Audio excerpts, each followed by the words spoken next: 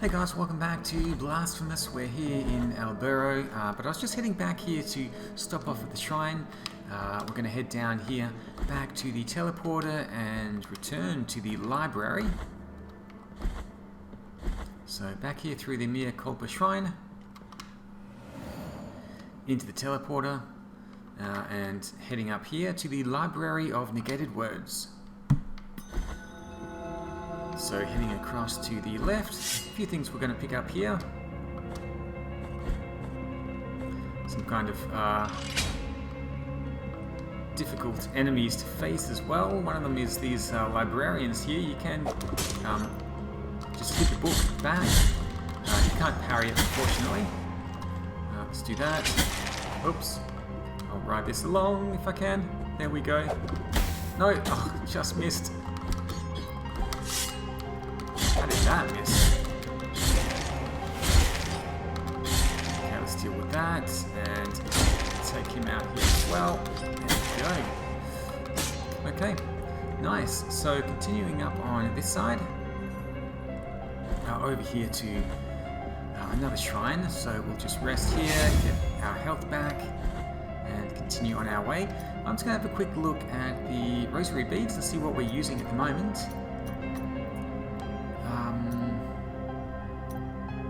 Toe made of limestone, fourth toe. Now we've got the defense here, and then the thorns, which stops contact damage. The sound does not cease. It creeps on these forgotten walls, and no one can determine its origin or its obscure destiny. For the love of the High Wills, silence it, for I have long yearned for it. Okay, so he's asking us to silence the sound. I forgot he was there.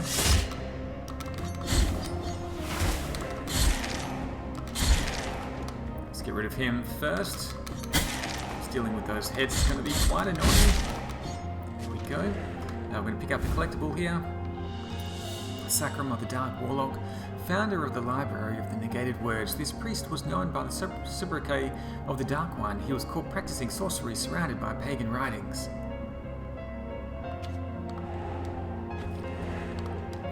Okay, so dodging past these ghosts. We can't actually hurt these librarian ghosts.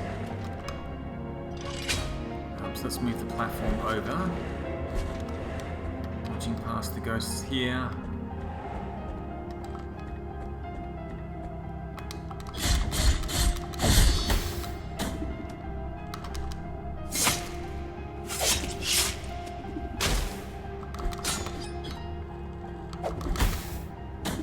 Why is that dodge not working? That's what I wanted to do.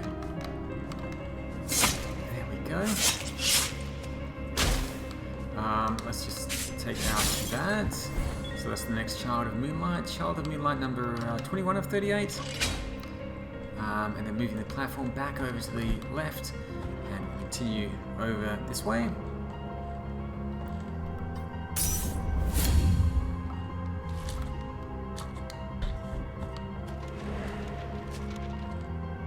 Hitting up the blood sand.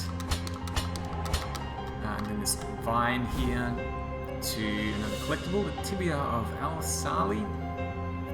Alsahi never believed in the authority of the Holy See of Custodia. He even claimed to have been able to contact the higher wills of his own. Be fervent, that is the secret. Okay. So heading over here to another Confessor Statue. You can use that if you want to remove your guilt from dying. Just avoiding these ghosts, dropping back down, and we're going to continue along the way. These ghosts are horrible. Oh my god. No, let's go back up. Tempted to go back to the shrine, but I think we'll be okay here. Oh, that's because I changed the... let's change this back again, actually. The Rosary bead I think I... Oh no, I still have that one on there. I seem to be taking a lot of contact damage, and that says... protects this wearer from damage through contact. Maybe it just reduces the amount of damage and doesn't negate it entirely.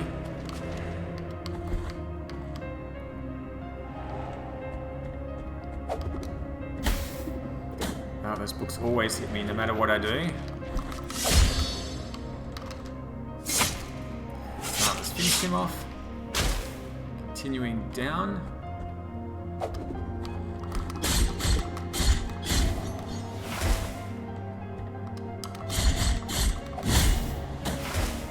And just breaking the floor here for a little secret down here. Another empty bile vessel, so let's grab that one and then head across to the left.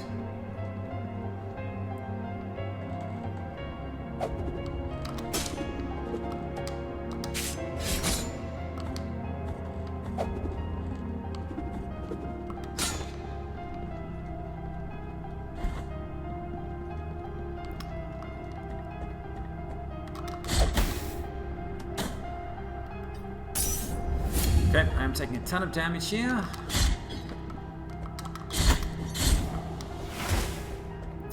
Let's finish you off.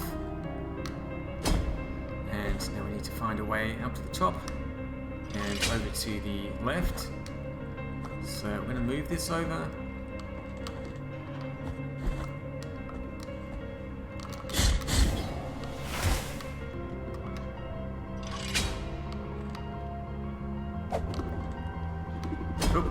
I guess I shouldn't have done that.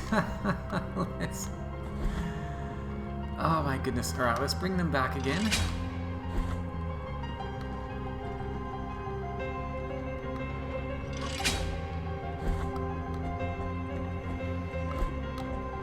We're going to head up here.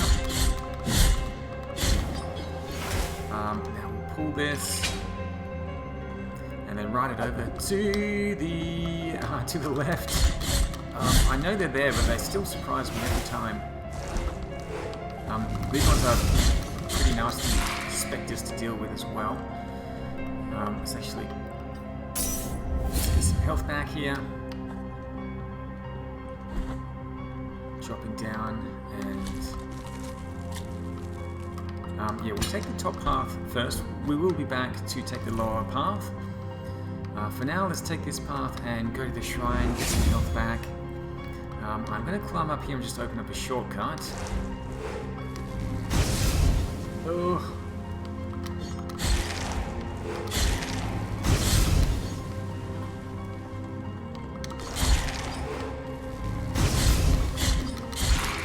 Okay, I just want to deal with that spectre first because, yeah, that laser beam is pretty nasty. This enemy here is quite annoying as well.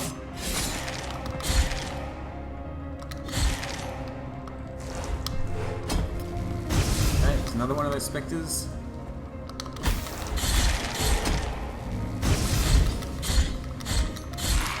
So let's finish him off. Oh, there's going to be so many of these flying heads now.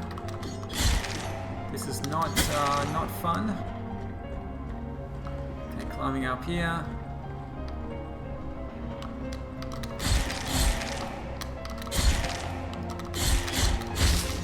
Okay, finish him off. Now there is still another one. I think there's one more here. Let's come across. Okay. Right, so climbing up all the way to the top. We are back here in the patio of the silent steps. So just breaking this here for a shortcut so we can get down here next time. We're just going to continue on our way, dropping down, back to the shrine, heading over to the left. Oh, okay, I do need to change the Rosary beads.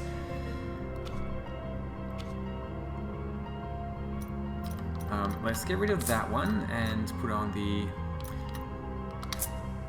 No, that's not what I need. I need to change the relics here, so let's get rid of the gnarled tongues, put on the silvered lung, so we can go through the toxic gas without taking any damage. These enemies are quite nasty as well.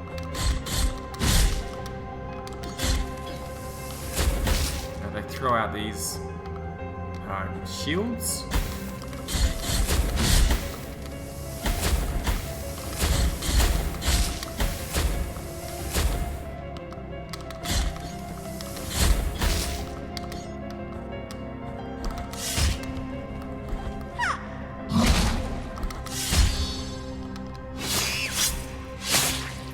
Okay, so just finishing her off over here, opening the golden chest, and inside we find the amber eye. Let's have a look at this. Bead carefully carved in the shape of an eyeball that appears to glint in the dark. A sacred tree was struck by lightning but did not suffer any damage. Its resin did not allow the lightning to escape, so it still remains in the amber nucleus, providing great protection against electrical attacks. This was the first frozen tree, the first for which we all kneeled to pray, the first in which one could see a face pious and sorrowful among the deformities of the pale, frozen trunk. One day it wept from the concavities that shaped his eyes. He wept sap, so golden, so brilliant, the amber eye. Okay. Right. Actually, I do. Let's have a look and see what this does. So, protection against electrical attacks. Right, I don't want that.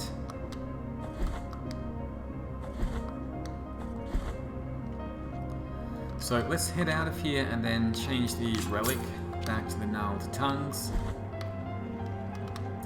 Might as well save here at the shrine, then we'll be heading down and going back across to the left.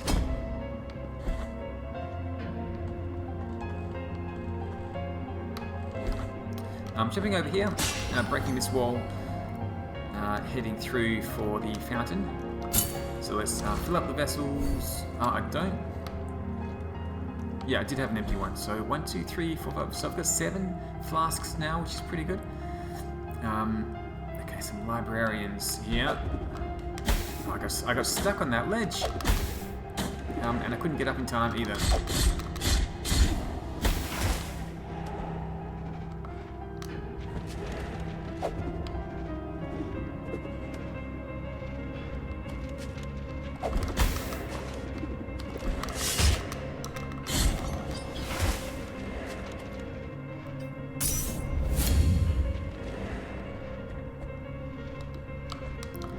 Okay, dropping down, breaking this here. I'm going to take out this giant. Fairly easy to dodge their attacks. Heading through here for another health upgrade. Take the next of my deep pains.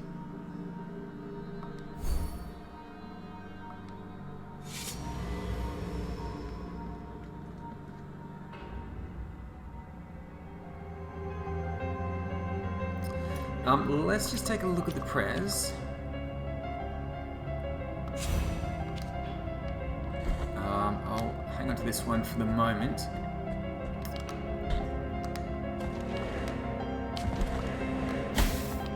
How did that hit me? Another giant here.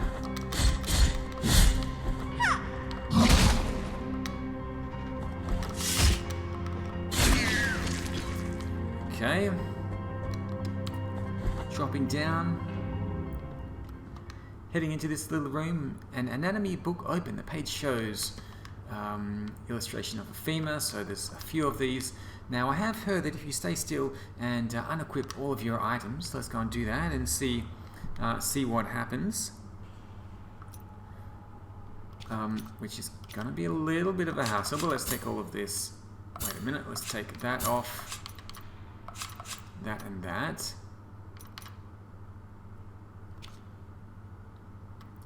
And let's take the Rosary beads off.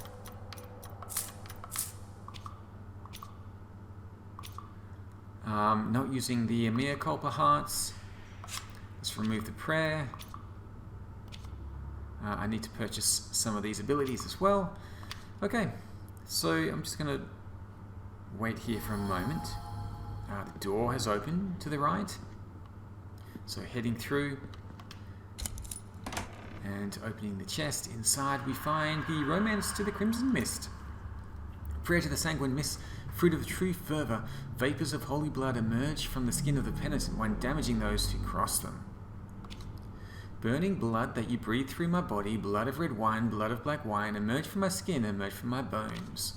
I guess we can try this. Now we also need to put on all of the other equipment. So we want the shroud, the blood perpetuated in sand, and the gnarled tongues. Then also we've got the fourth toe, the little toe, ember for defense, thorn symbol for contact damage prevention. Okay, nice. Continuing on to the left. I guess I could try out that prayer.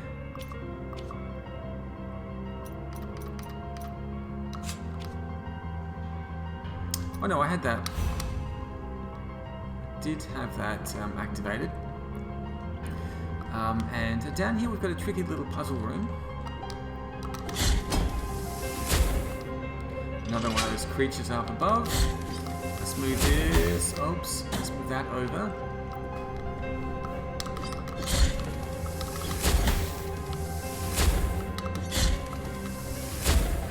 So when the ledges are separated from each other, the gate above is open.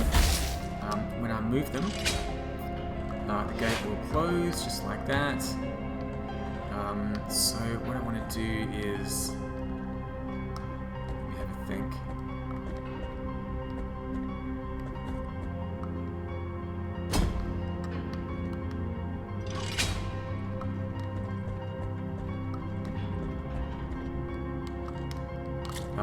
Yeah, we want to use the blood sand to jump over this way, and then we'll move the top one across.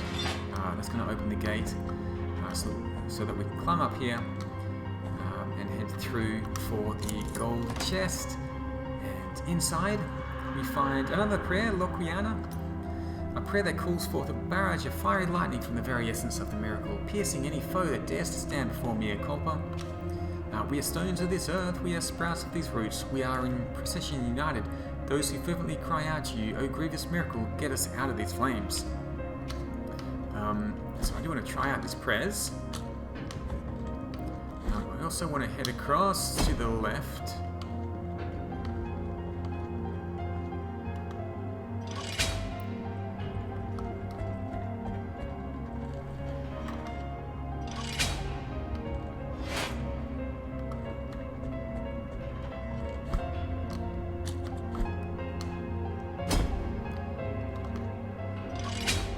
Okay, so let's bring both of these over to the side. Climbing up, heading across to the left. Down here we have the Phalanx of Aralcarim.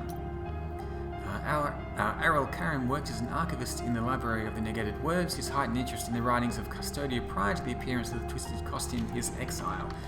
And over here, you remember the NPC that we saw earlier in this episode was mentioning something about this infernal noise. This guy keeps banging on the wall. So we're going to smash the wall, he'll disappear. We'll head inside and talk to the corpse. The doors are deceiving me, they do not want me to go. The walls are the only ones that do not lie. Through the walls lies the way out of this place. And then back across to the right. And he's back again. I, Diosdado by name, Night Watchman by trade, am at thy mercy. You have my gratitude for quelling such an unbearable sound. We are in the library of denied woods, for the pages that lie within these dusty tomes are forbidden and forever shall be. All that accompanies me here are these ponderous keys and the wandering souls that, even after death, still hunger for knowledge. You've acquired the young mason's wheel. The remains of a miniature wooden cart worn by an apprentice who was separated from his master in a terrible accident. The stone and mortar that enveloped him drowned out his cries, preserving his pleas for help in a freakish echo that now permeates these walls with clarity. This amulet is now imbued with the poor lad's longing for release, increasing the speed of movement of whoever wears it. Father, the walls do not move. The library does not wish its wisdom to escape these enclosures. Its corridors deceive, and confine all those who enter in search of its forbidden tomes and ancient secrets. Its wardens, the silent monks who wander between its shelves, know this and are themselves captives of its power. Here we shall remain forever with a thirst for knowledge never to be sated. I hope one day you will read these words and not blame yourself for my death. The penned word wanted us so. This is a really powerful bead, and I'm definitely going to use it. I think instead of the thorn symbol, so let's put that on. It not only increases speed, but it also increases jump distance. So you can see I've got like a massive jump now, which is really nice to have. Let's get rid of the giant here as well.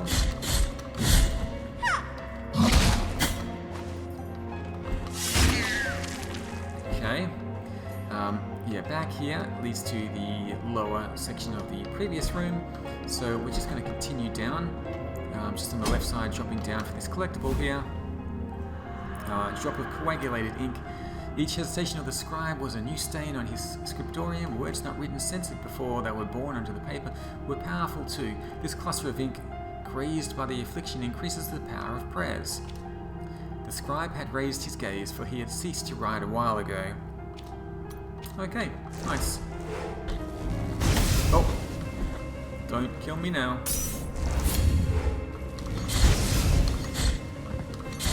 So let's take out the laser wielding spectre. There we go. And dropping down with our newfound massive leap, we can easily grab that Child of Moonlight, number 22. This is blocked off, so we are going to head to the right. And there is a shrine here where we can save the game in the sleeping canvases.